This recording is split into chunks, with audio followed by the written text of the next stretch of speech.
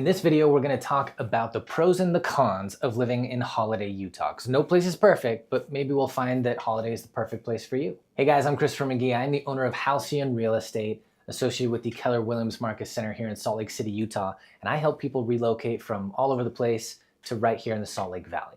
So let's go ahead and take a look at Holladay. So where is Holladay? It's definitely hugging the east bench of the Wasatch Mountains here in the Salt Lake Valley, but it doesn't quite get to the east bench because Mill Creek and Cottonwood Heights get in the way for most of that length of the Wasatch Mountains that it's hugging. It goes from about 3,800 south at the north end down to where it borders with Cottonwood Heights at the south end, right where the mouth of the Cottonwood Canyon is. As of early 2026, when I'm making this video, it is March 9th, 2026, the population of Holladay sits at about 30,000 to maybe 31,000, and that is a slight decrease from the years prior. Holladay is a suburban, primarily residential neighborhood with a median age of about 40 to 42 years old. Let's talk about the good things that people love about living in Holladay. I think reason number one, because it's close to the East Bench, you've got that proximity to the mountains, and that gives you proximity to skiing and proximity to hiking. One of the main reasons that people love living in Utah in the first place, the outdoors lifestyle, skiing in particular, right? You're very close, if you're in Holladay, to the mouth of Big Cottonwood Canyon. We've got two major ski resorts up there, Brighton and Solitude. So you've got Big Cottonwood Canyon, you've also got Mill Creek Canyon very close to anywhere that you might be in Holladay.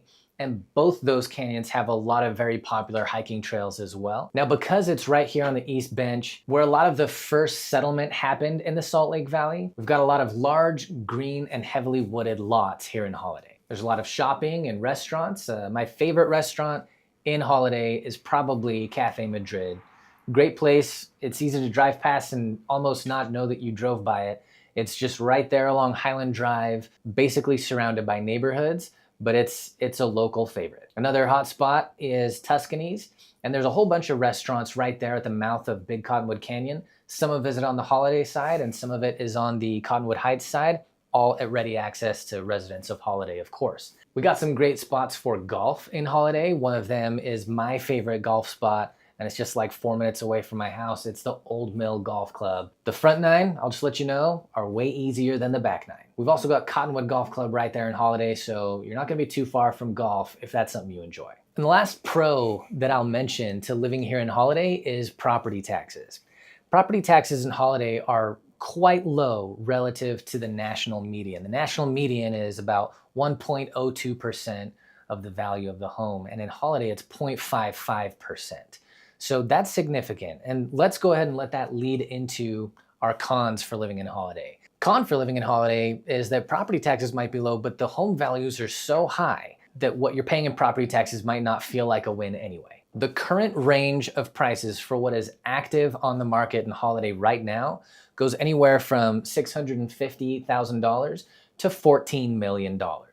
And depending on where you are in Holladay is what's gonna decide how expensive the home and the property is. If you're on Walker Lane, you're definitely closer to that 14 million area. And if we're in the further west end of Holladay, then we're gonna be closer to finding some more along the lines of 650. And a lot of what you'll find in Holladay in the realm of 650 is homes that are older, that maybe haven't been updated as well, but people are willing to buy them in order to renovate them to get them closer to the $1 million mark. A possible con to living in Holladay is the age demographic that I mentioned earlier. So median age in Holladay is about 41, 42 years old, like I said. About 25% of the residents of Holladay are 18 or below. And that's a fourth. It's a pretty significant amount, but for a lot of people trying to raise a family in an area with a lot of family and younger kids, there won't be as much of it in Holladay, but there's probably enough. Just depends on what's important to you, how important that demographic is. One of the pros we mentioned to living in Holladay is the shopping and restaurants. There's a lot of good restaurants, a lot that I didn't mention. My cameraman got upset at the ones that I mentioned, but to each their own, opinions can be wrong. There is, of course, shopping and restaurants to be had in Holladay, but it's gonna feel pretty residential. If you want higher end shopping, you're probably gonna end up downtown. But the good news is you're pretty close to downtown from anywhere in Holladay. You know, hop on the 215, you'll end up downtown in 10 minutes or so. Another possible con for you if you're looking to live in Holladay is the fact that 90 to 95+% of the homes are resale. You will not find much in the way of new construction homes here in Holladay. The space is pretty much built out. The only way to find a brand new home or a brand new area in Holladay is if something got leveled and they're building something new in its stead, which does happen. But like I said, 90 to 95% of what's available, not a new build. So what do you think? Pros, cons, I've just listed them as I see them and as a lot of people feel about it in Holladay. Do you think the pros outweigh the cons of living here in Holladay? Let me know in the comments. I'll be happy to hear from you, and we'll see you in the next one. Bye-bye.